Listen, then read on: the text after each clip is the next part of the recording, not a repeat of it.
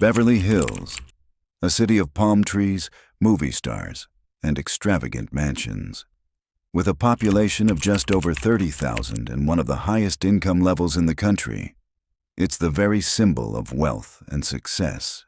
But even in paradise, darkness lurks. And in October 2017, one of Beverly Hills' stately mansions became the scene of a crime so disturbing, it shocked the entire community. Inside was the lifeless body of Violet Yacobi, a wealthy widow and beloved mother.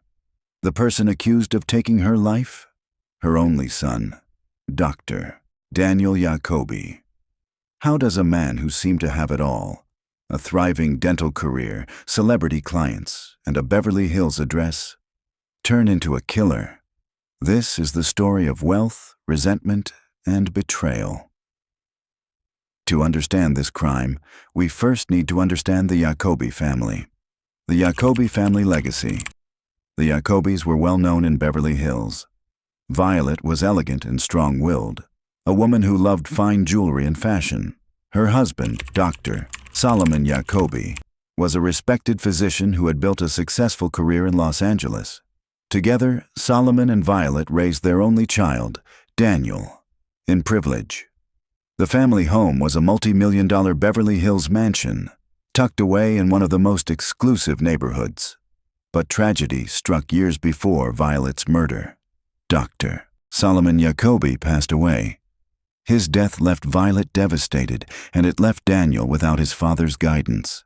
Still, Violet carried on, managing both the household and the family finances, but her control over money would soon become a point of bitter conflict. And at the center of that conflict was Daniel Yacobi, the dentist. Daniel followed a medical path of his own, becoming a licensed dentist. He studied hard and eventually opened practices in Sherman Oaks, South Pasadena, and Beverly Hills. On paper, he was thriving. His professional website even featured a smiling photo alongside actor Alfonso Ribeiro, known from The Fresh Prince of Bel-Air. Daniel wanted the world to see him as a dentist to the stars. But behind the polished exterior, Daniel struggled with finances.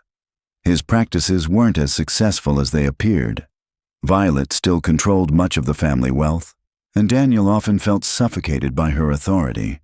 The loss of his father had left him vulnerable. Now his mother's dominance fueled a dangerous resentment. And that resentment was about to spiral into violence. The night of the murder. On October 10th, 2017, tragedy struck inside the Yacobi mansion. Violet was found strangled to death. The 911 call did not come from Daniel himself. Instead, it came from someone close to the family who discovered Violet unresponsive. Paramedics rushed to the home, but Violet was pronounced dead at the scene. Daniel's behavior was off. Investigators noted how calm, almost detached he appeared. For detectives, the question became unavoidable. Was this son grieving or hiding something? The answer would come from his digital footprint, the digital evidence. Police seized Daniel's phone and computer.